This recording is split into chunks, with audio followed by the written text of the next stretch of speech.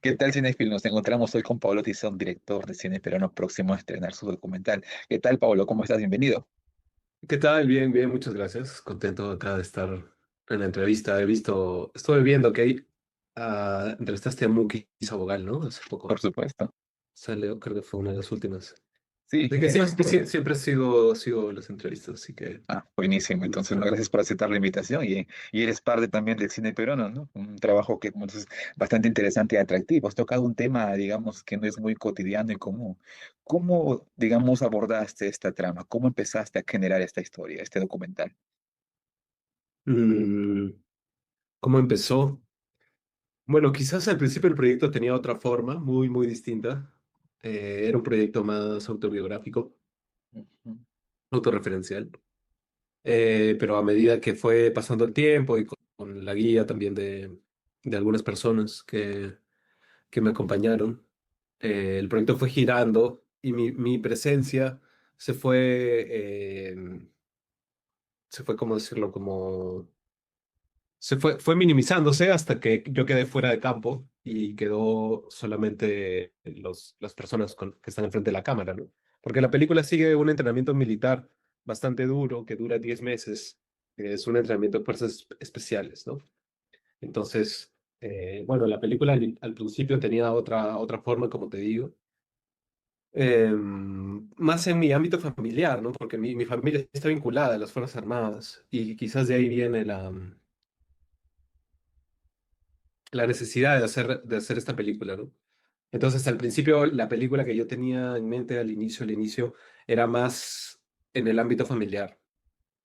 Y luego fue mutando hacia esta película que no está inscrita en el ámbito familiar ni en el ámbito de lo autorreferencial. Aparezco, aparece mi presencia en la película, para quienes la han visto.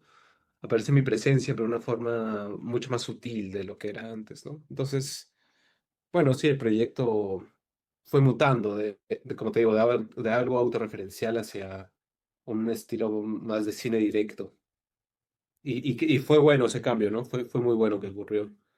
Hubieron quizás un par de personas claves que me ayudaron a hacer ese tránsito y que fue Mari Jiménez y Martín Solá, dos directores que admiro mucho. Genial, mira, lo que tú Amigo. quieres, por supuesto, ¿no? Y imagino que el grupo también era un poco reducido porque ir a las Fuerzas Armadas, que los permisos también no son tan fáciles de conseguir. Y también, pues, que ingrese todo un equipo grande, no creo que sea tan, permisible, no sé, ¿no? En cuanto a la producción. ¿Se te fue complicado llevar equipo de producción? Porque a veces registrar situaciones cotidianas que forman parte de las Fuerzas Armadas a veces es un poco, como con un poco de celo para no mostrarlo. ¿Fue complicado eso cómo lo manejaste? Sí, bueno, al inicio fue un poco complicado porque había que estar en una coordinación constante y avisar de qué se trataba el proyecto, ¿no? Explicar, presentar sinopsis y dar a entender el tipo de proyecto que queríamos hacer, que no estaba buscando este registro más del periodismo, que es como el destape o la denuncia, ¿no? Explícita. Que no quiere, claro, eso, no quiere como sacarle la vuelta al permiso y filmar cosas de una forma clandestina, ¿no? Si no queríamos hacerlo con transparencia. Entonces, bueno, tuvimos muchas restricciones por el momento de filmar, ¿no? Por supuesto, no hemos podido filmar todo, pero dentro del margen de lo que sí es permitido filmar, hemos tratado de hacer la película más libre que hemos podido hacer, ¿no? Dentro de ese margen, como te digo. Y, mm, y claro, es imposible pensar en una producción grande para ese tipo de películas, ¿no? Uno piensa en cine y se imagina como 20 personas con luces y walkie-talkies y un director con un mal humor gritando, ¿no? Exacto, Y eso iba, ¿no? ¿Cómo se maneja eso en las Fuerzas Armadas, ¿no? eh, claro, es loco, ¿no? Pensar que, perdona, que estoy reciclando Claro. bien que sobre aquí. Pero es loco pensar cómo hay una lógica militar que se replica en algunas producciones, ¿no? O sea, pensar que hay algo, la cultura militar que ha permeado los rodajes. Y sí.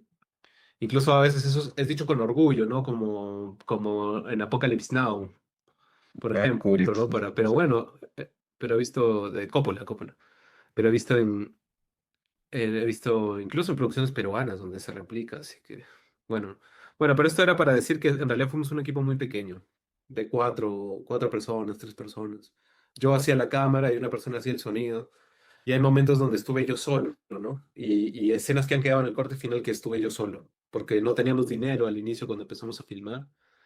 Y, y bueno, y mi sonista se tenía que ir y no podíamos pagarle más tiempo, y entonces me quedé yo solo filmando, con una cámara muy barata de $500 y un micro encima.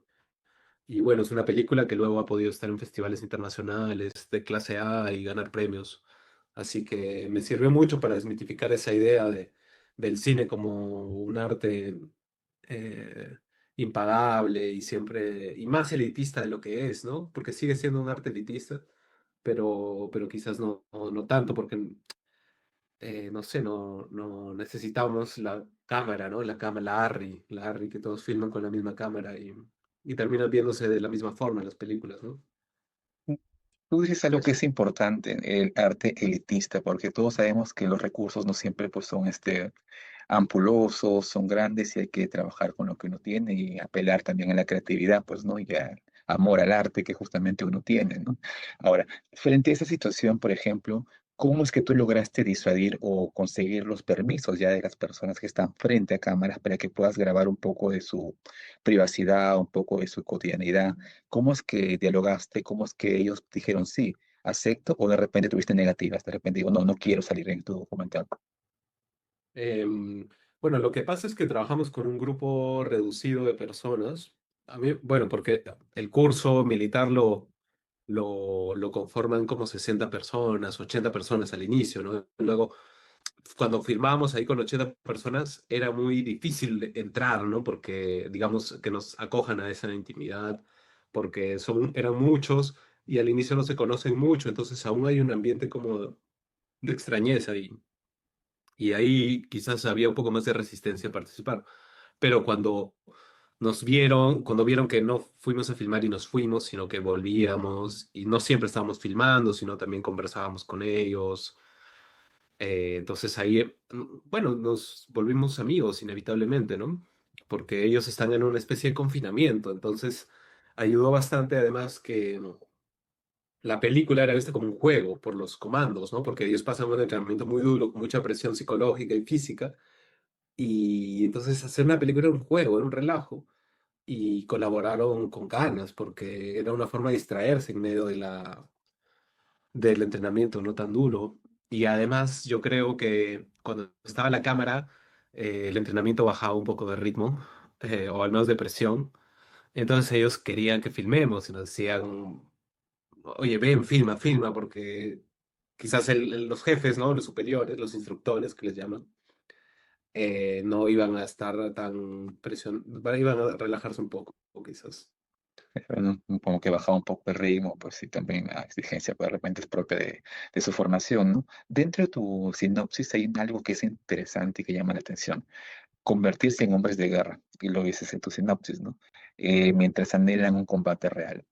Vamos a ver situaciones simuladas de guerra, vamos a ver de repente algún tipo de estrategias, o hasta dónde nos vas a mostrar tú, o qué es lo que vamos a ver, o de repente lo manejas todavía en misterio, no sé, de repente que me adelanto un poquito quizás, no sé.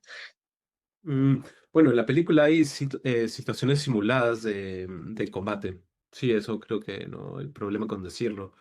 Eh, Tácticas básicas, porque ese es un curso básico, ¿no? Entonces hay algunas recreaciones de operaciones aerotransportadas, donde están en paracaídas, en la selva. em, sí, y claro, nosotros filmamos un entrenamiento, es decir, que no hay un enemigo real, digamos, ¿no? O sea, el instructor es la figura del enemigo. Pero es cierto que en la simulación a veces puede cruzarse algunas líneas y hay gente que ha muerto haciendo este curso, ¿no? Y no es raro en algunos entrenamientos militares alrededor del mundo que hay muertes, ¿no? Entonces, es cierto que es la simulación, pero hay momentos donde esa simulación puede cruzar la raya, ¿no? Correcto, exactamente. Pensemos, sí, La ciudad y los perros de Vargas Llosa, ¿no? Hay esto de la simulación donde hay una baja real y, y bueno, sí, hay simulaciones muy reales en la película de los... Claro, esas situaciones son, digamos, pueden pasar, pero a veces no son tan contadas o no son tan difundidas porque uno acepta también el riesgo que corre cuando hacemos estas prácticas, ¿no? Dentro de nuestra formación, pues, militar, ¿no? Y dentro de lo que tú hablas también refieres a algunos premios. ¿Dónde ha estado esta película? ¿Hasta dónde has llegado? Bueno, ha sido muy lindo, el recorrido internacional ha sido muy lindo. Em, Estrenamos en junio del año pasado en Carlo Vivari, que es uno de los festivales de clase A que hay en el mundo, ¿no? Junto a Berlín, Cannes, Venecia. Está República Checa. Hasta ahí has llegado. Y Bien sí, lejos, ¿eh? sí, empezamos ahí y ganamos dos premios en nuestro estreno mundial, ¿no? Entonces, a partir de ahí empezó a decantarse una seguidilla de festivales internacionales. Y siguieron algunos de clase A, como el del Cairo, en Egipto, y el de Moscú, en Rusia, que también son festivales de clase A, pero están más como del lado de África, por ejemplo, el de Egipto.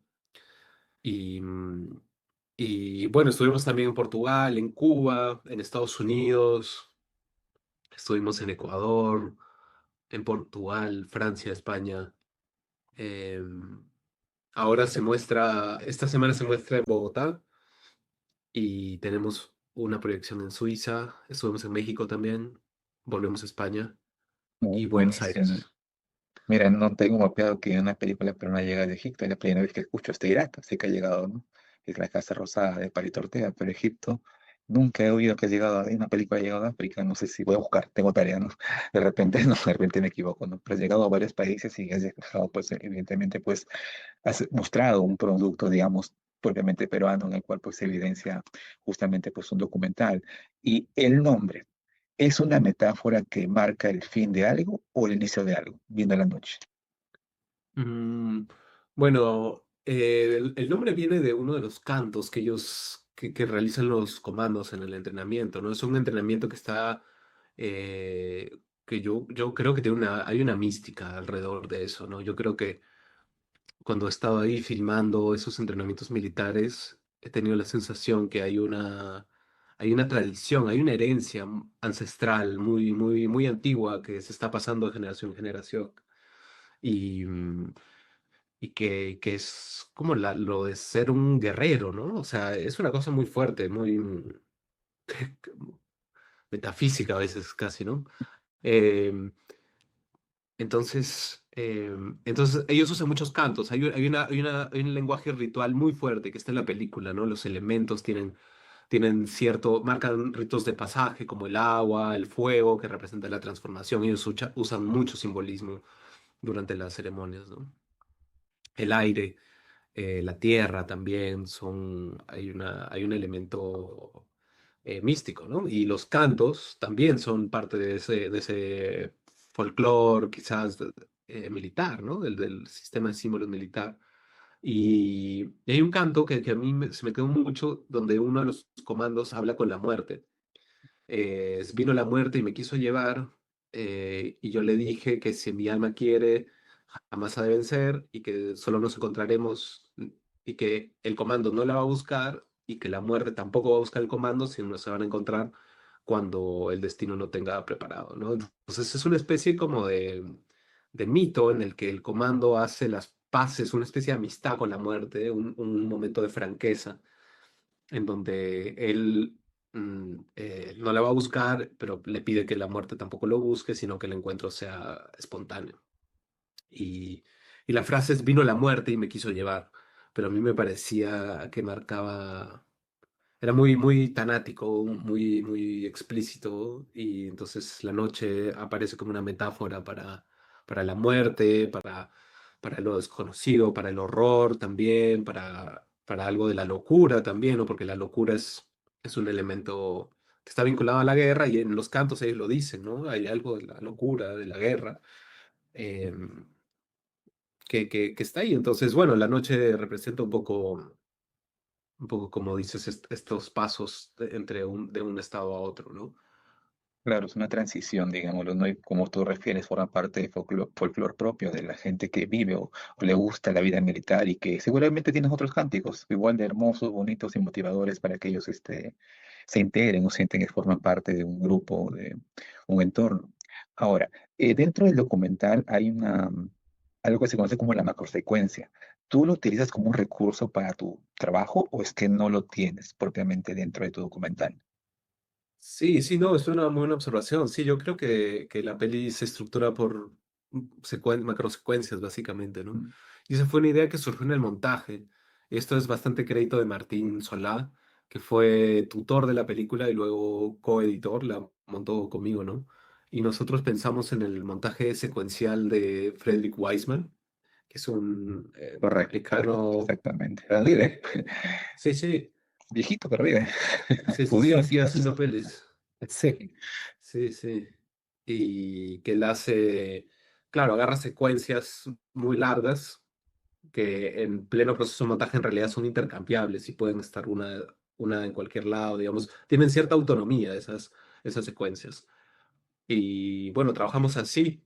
También entró la lógica de la acumulación, porque son secuencias más cortas al inicio y que van siendo más largas hacia el final. Y la exigencia física también va creciendo hacia el final de la película, ¿no? Y me decía este cineasta chileno Ignacio Agüero que la película trabaja, porque él la vio en México, y me dijo que la película trabajaba por acumulación. Y a mí me hacía mucho sentido eso, ¿no? Empieza como un poco de juego, un campamento de verano, pero y las secuencias se van extendiendo en duración y también en carga, en carga de la violencia, ¿no? Y la dureza del claro. entrenamiento, y hasta que hay una secuencia al final de noche, ¿no? Que es muy especial y larga, que dura 15 minutos, tranquilamente, ¿no? Y todo registrado ahí para que luego tú ya pues construyas lo que vamos a ver nosotros la historia o cómo lo vas a narrar, básicamente, ¿no? Dentro de Sí, sí. tu formación, digamos, cineasta, ¿en algún momento, de casualidad, digo, has llegado a ver la película Alerta en la Frontera? Es un documental del año 42 de Perú, de casualidad. Escuché de ella y creo que está en internet y la tengo ahí abierta en alguna pestaña, pero no llegué a verla. Creo que es una en blanco y negro Correcto, de Kurt Hermann, un alemán que la dirigió en Perú, en la guerra de de, contra Ecuador. de la guerra con Ecuador. Sí, ¿tú la viste? Sí, sí, la he visto. Y estuvo perdida durante 7 décadas y la encontraron. Me La encantó. restauraron y la estrenaron. No sé, es una curiosidad nada más, no pensé que la hayas visto, ¿no? Porque creo que entre lo que conozco es la segunda vez que se toca algo así digamos, dentro de alguna forma, pues, ¿no?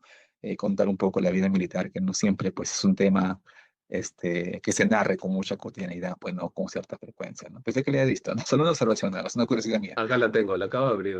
Después de la entrevista la voy a mirar. Dale, dale, es súper interesante. Bueno, claro, es otra tonalidad, pues es otra época, ¿no? Pero igual también que es un aporte pues valioso para la formación pues propia de una persona que le gusta el cine, ¿no? Ahora, dentro de lo que es tu trabajo, tú refieres a lo que es importante, quiero volver nuevamente a tomar ese punto, ¿no? Cuando yo he conversado con actores, directores, a veces frenan mucho el tema del presupuesto. El presupuesto limita mucho a veces la creatividad o digamos el tiempo de desarrollo. Incluso Muki contaba, ya no lo he publicado, ella que ella grabó una película hace 10 años y le ha tomado casi 10 años grabar una película. Entonces, esas situaciones o miedos son los que existen, digamos, como director o como actor, ¿no? ¿Crees tú que digamos, este problema se puede arreglar de repente, pues, adaptando tu guión al presupuesto que uno tiene, o consideras que uno debe ser perseverante y mantener su ideal, así el presupuesto sea escaso o muy, muy limitado? Mm, No, no, yo creo yo confío en la adaptabilidad y el ser recursivo, ¿no? O sea, esperar un financiamiento toma mucho tiempo y a veces puede que no llegue, ¿no? Hay una incertidumbre muy grande en el financiamiento. Entonces, yo creo que uno debe tener proyectos grandes que quizás sí sean más dependientes de financiamientos externos, pero siempre ir haciendo cosas, ¿sabes? Siempre ir haciendo, no sé, videitos, que no lo digo de una forma despectiva, pero ir No, no. haciendo, ir como construyendo su práctica artística, ¿no? Siempre ahí entrenándole. A veces filmo cosas como ejercicios y los subo a Instagram, por ejemplo, ¿no? Como ejercicios, realmente ejercicios, sí. Yo creo que es importante que el financiamiento no detenga a un artista a seguir profundizando en su práctica artística, ¿no? Con los recursos que uno tenga, siempre estar ejercitando el músculo creativo y plástico y siempre teniendo cosas que van dando vueltas. Creo que es importante no trabajar solamente cuando el financiamiento está asegurado, sino siempre ir pensando y no solo pensando, sino practicando, es decir, editando escenas que nunca van a ser vistas por nadie, pero igual trabajarlas, ¿no? O ir filmando con la cámara. Yo trato de hacer eso, siempre ir filmando cosas que quizás no llevan a ningún lado, pero algo hace dentro de uno, ¿no? En realidad no eres el único, hay actores que también tienen sus videos, se graban y son solo para ellos, como y usted un director también entrevisté hace poquito, ¿no? A Juan Diego Cerval, que refería que él también tiene sus trabajos y son suyos, y no los va a mostrar, me dice, ¿no? Entonces, como tú bien dices, ¿no? La cosa es hacer, crear, pues entrenarse o que tener otras visiones o perspectivas, ¿no? Y yo esto me lleva también a lo siguiente, a veces también nuevamente hablando ya del tema de financiamiento, este, ¿tú has buscado de repente algún financiamiento privado? ¿Te has topado con la necesidad de tocar una puerta y de repente te han dicho, oye, ¿sabes qué? Te doy dinero, pero cámbiame esta pauta, este guión? ¿Te ha pasado?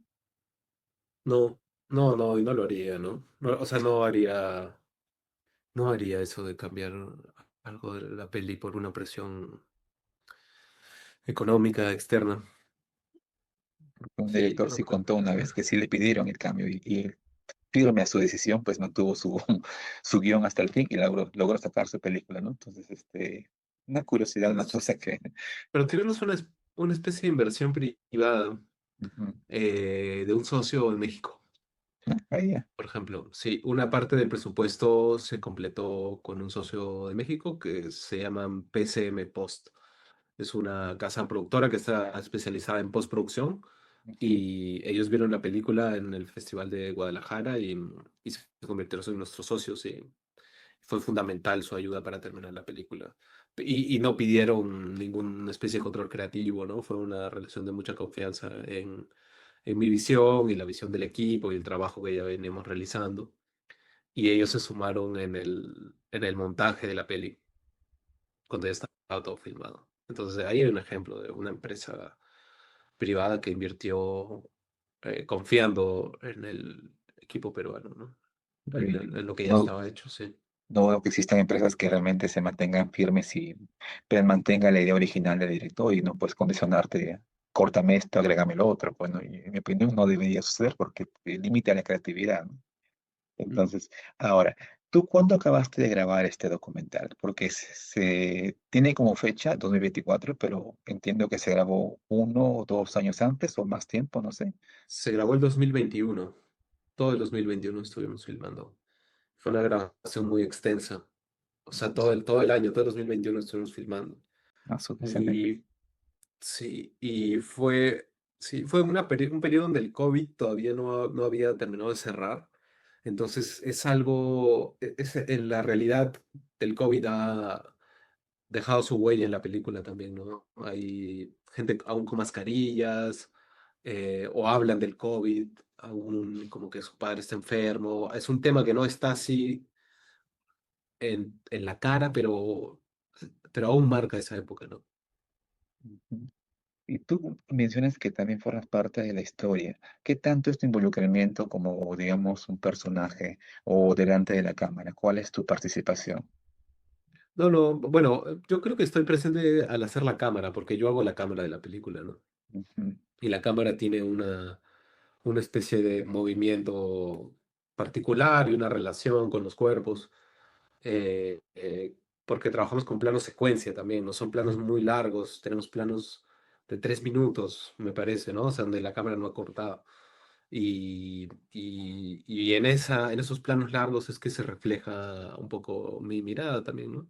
Está en toda la película, pero la cámara es una de las herramientas que yo uso para imprimir mi mirada. Entonces, yo no soy un personaje en la película, o más o menos, o sea, a veces me hablan, Amigo, de repente por ahí, no sé, en el espejo te ves por ahí. se ve mi brazo, se ve mi brazo. Hay un momento donde se ve mi brazo derecho, así. Estás ahí, por eso estás presente entonces, aparece algo tuyo ahí. Sí, a veces también los comandos me miran. Caracas. Mira, cámara, sí rompe la cuarta pared, ¿no? Sí. Ajá. Y eso ya te hace de una forma un personaje, ¿no? Un proto personaje, una presencia Y ahí. directamente bueno, están involucrando a su momento, a su entorno, a su convivencia, ¿no? Dentro de Sí. esto, ¿no? Y dime, ¿tú manejaste con los militares un guión? ¿Le decías, oye, haz esto, haz lo otro? ¿O son todos espontáneos? ¿O alguno de repente se cohibió al principio? ¿Hubo un taller de actuación? No lo sé. ¿Cómo fue Mm, esa parte? no, pero hicimos lo que yo llamaría un experimento de taller de cine en el cuartel, porque en los ratos muertos yo trataba de mostrarles pelis peruanas o pelis que pudieran interesarles para mostrarles otras formas de hacer cine que no sea Hollywood quizás, o Rambo, o Rocky, ¿no? Que son las formas de representación de los militares más estereotipadas que tiene nuestra cultura. Y les mostré, por ejemplo, Metal y Melancolía de Hedy Honigman. ¿Les gustó? Y claro, les encantó, y no la conocían, y nada, ver a su propio país en ese momento de crisis, ¿no? Fue muy, muy interesante. Y yo creo que también les enseñó que las historias de personas común, por decirlo de alguna forma, ¿no? De como gente como ellos puede ser interesante, ¿no? O de gente como yo, como tú, quizás, que no necesariamente somos estrellas de cine y actores muy famosos, ¿no? Ni me conocidos.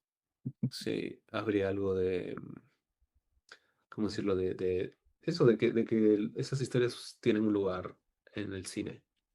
Y entonces ahí y también empezaron a sacar un poco de una impostura, Ah, quizás más del orden de la telenovela, que es de donde vienen ellos, digamos, su formación audiovisual, viene por ahí, ¿no? Y salir un poco de eso, un registro publicitario respecto a las Fuerzas Armadas o propagandístico, quizás ahí con este micro taller de cine que hicimos, empezó o sea, creo que empezaron a comprender que el, que el registro de actuación, o no sé, el registro frente a la cámara no tenía que ser tan impostado y que podía ser más coloquial. Y entonces hay un registro muy coloquial de amigos que conversan, ¿no? Y que se dicen huevón, que se dicen, mi pata, mi flaca, ¿no? Y ese tipo de cosas están bienvenidas en el cine, ¿no? Esa espontaneidad del lenguaje. claro, se puede expresar en el tráiler pues situaciones que son muy cotidianas, muy cercanas a ti y a mí, pues, ¿no? En cuanto al diálogo, la forma de dirigirnos entre amigos, ¿no? Que si usamos algunas jergas para referirnos a algo, ¿no? Ujú. Entonces, se ve muy, muy natural. ¿Tienes alguna anécdota de la grabación, algo que sea divertido, complicado, no sé, que puedas referir y dejar registrado aquí? Sí, hay una que yo siempre me acuerdo porque, bueno, o sea, teníamos casi, casi que tratar de seguir el paso al curso, ¿no? Y bueno, ellos en broma me querían dar la medalla así honorífica por haber acompañado, ¿no? Aunque yo estoy lejos de haber hecho la mitad de cosas que hicieron ellos. Pero bueno, un día es que salíamos a seguir este entrenamiento mientras ellos estaban en la, en, en una semana especialmente difícil que le dicen la semana del infierno, la semana negra. Y este, entonces nosotros salíamos recién duchados y con mucha energía, tomando un café, yendo a buscar en qué lugar de la base militar estaban para, para, para filmar, ¿no? Y ellos estaban en un ejercicio en donde no habían tomado agua bastante tiempo y tenían mucha sed. Y yo me acuerdo que me pidieron agua como con una sed real, ¿no? Y yo nunca había visto a alguien tener sed, ¿no? Es como, no es, oye, invítame un poco de tu agua, tu gaseosa, es una sed como muy, muy profunda, ¿no?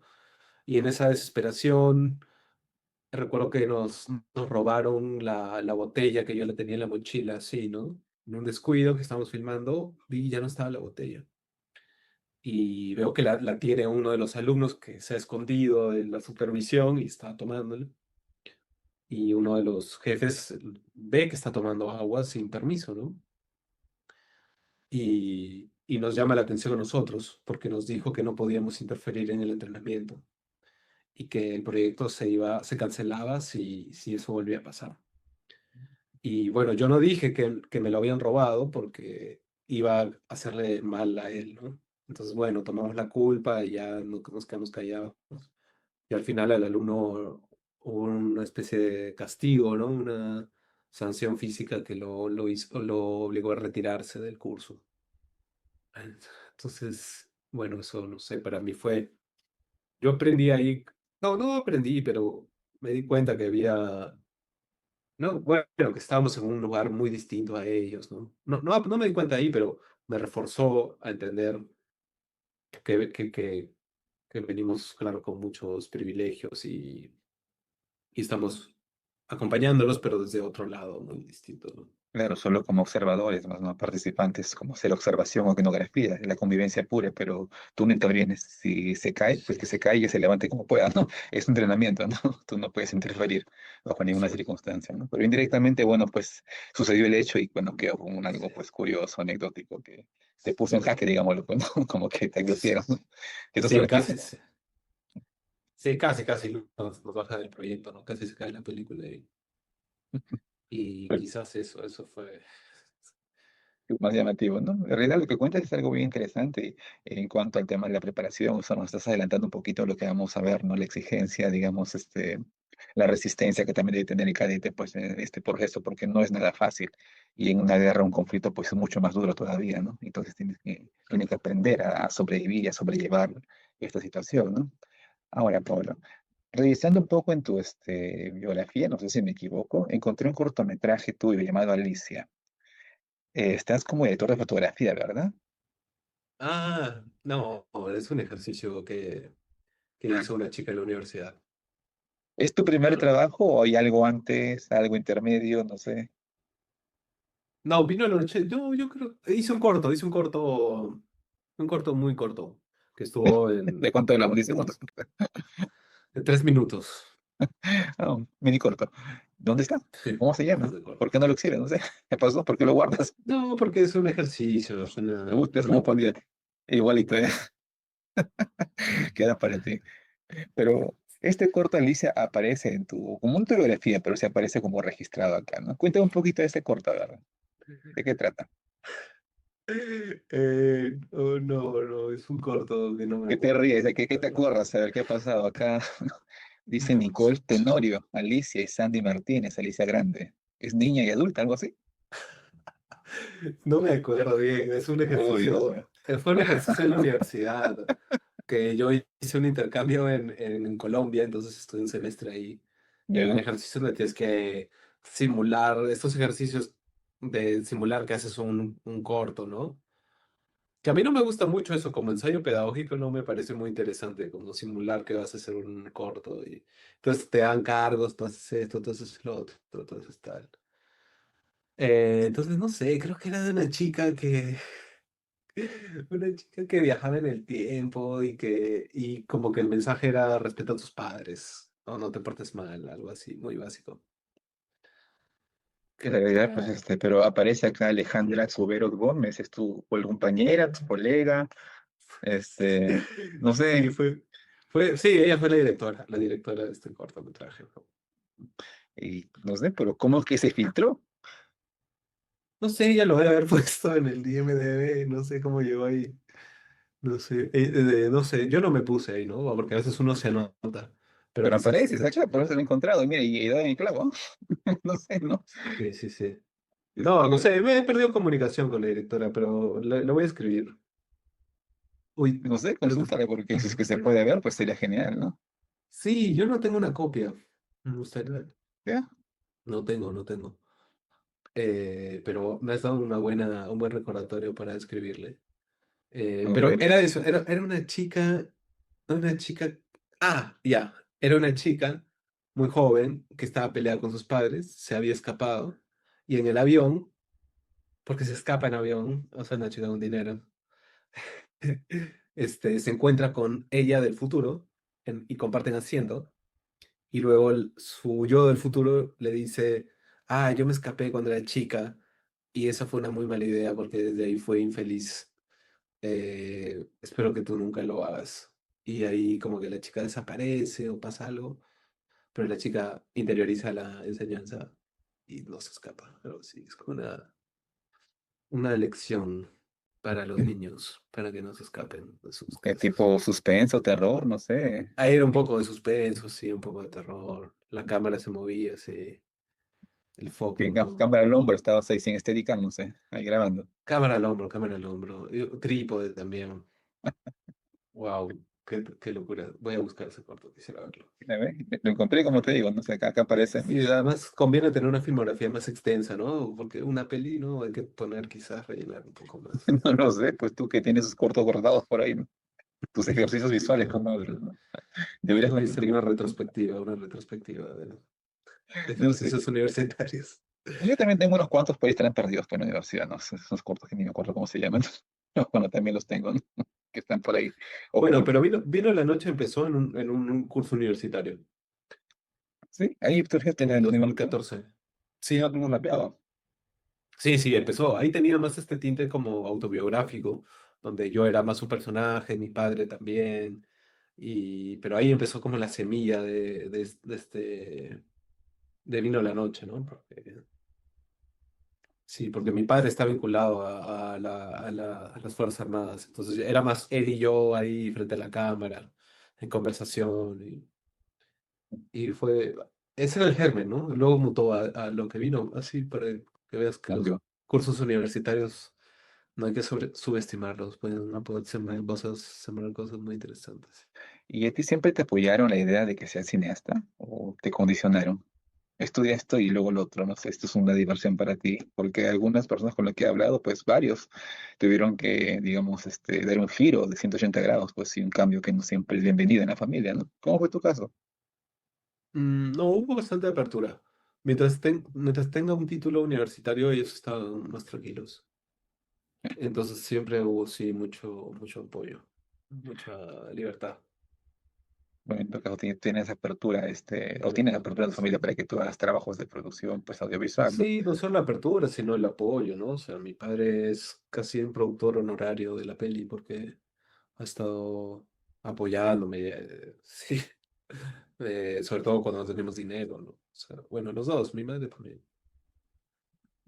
Bueno, finalmente la cosa es que tienes un producto final, estás próximo a estrenar y espero, bueno, pues que dure en cartelera varias semanas, porque tú sabes que los documentales a veces pues se dan más rápido que los largometrajes de ficción, ¿no? Entonces, Así lleva es, estaré. sí, sí, pero eso ocurre quizás con documentales que son un poco más clásicos, que son como entrevistas y talking heads, ¿no? Como cabezas parlantes. Un poco como lo que estamos aquí, pero en el cine, ¿no? Donde estamos, donde aparece el membrete de la persona. Pero yo creo que nuestro documental tiene una propuesta cinematográfica. Creo que el acceso que ha tenido al mundo militar también es una cosa inédita y vamos a estrenar este 13 de noviembre en todas las salas de Lima, Arequipa y Trujillo. Y, mm, y yo creo que que hay un público muy interesado en la película. Yo creo que sí, porque en el festival no alcanzaba a verla porque no había entradas, ya cuando quise verla ya no había nada, y lo que escuché es comentarios positivos de las personas que lograron ver tu documental, entonces, igual lo voy a ver cuando se estrene, eso sí, sí, ten asegurado que voy a estar en la Genial, sala. genial, genial. Escríbeme y te damos una entrada también. Es normal, avísame Entonces, nada más, yo sí, caigo por ahí, ¿no? Porque sí. hay muy buenas críticas, ¿sabes? De verdad, lo que pude escuchar, como fui al festival algunos días y conversaba con otras personas, los que lograron ver tu trabajo sí dijeron que es muy buen trabajo, ¿no?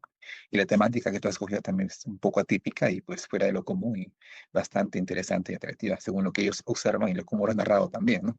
Entonces, yo no lo he visto, soy sincero, no lo he visto todavía, soy este tráiler, pero sí lo quiero ver y tener tu opinión, ya lo veré cuando se estrene y ya pues hablaremos en su momento también de mi perspectiva, que está como espectador, ¿no? Por supuesto, bienvenido. Gracias más bien por ir cuando vayas. Y sí, yo creo que la peli, como te decía, ha tenido un buen recibimiento por parte de la crítica, pero no solo por la crítica, que ha sido muy amable y generosa con nosotros, sino también ha habido un recibimiento del público bastante lindo, porque hemos agotado nuestras funciones en el Festival de Cine de Lima Ujú. y ayer hemos tenido una proyección la Semana del Cine en la Universidad de Lima, también a sala llena. Así que claro, hay un aprecio por parte del público especializado, pero también de público no especializado que yo creo que va a encontrar una historia, como dices, poco común, tratada con una aproximación cinematográfica, que hay que verla en una sala de cine, que tiene una propuesta del sonido surround muy especial y además que la peli tiene este acceso a un mundo hermético y secreto como es el mundo militar en Perú, desde muy adentro, ¿no? Y hemos logrado llevar una cámara donde no se puede poner una cámara. Ujú. Y dime, Pablo, ¿qué se viene de viendo la noche? ¿Qué proyectos, expectativas, cine documental, hora ficción, no sé, terror, suspenso, qué quieres hacer? O retoma lo de Alicia, no sé, pues, a ver, Claro, cortometraje, no sé, por mí. No sé, no, he vuelto. No, quiero hacer una ficción, tengo una historia de ficción que está cocinándose. Aún en un momento muy inicial, pero, pero quiero seguir explorando estos universos masculinos, eh, quizás sí, universos masculinos, de contextos precarizados.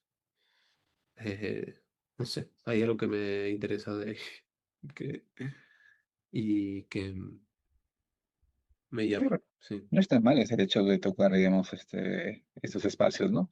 De repente, pues la Marina sigue, no sé, por otro espacio también, ¿no? ¿Por qué no ir por ahí, no? Porque no está muy difundido lo que pasa también en ese campo, en esa área, ¿no? Mundo militar, podría ser. Yo siento que se ha cerrado una etapa con el mundo militar con esta peli. Pero Ahí no sé, queda, ya no vas más por ese lado.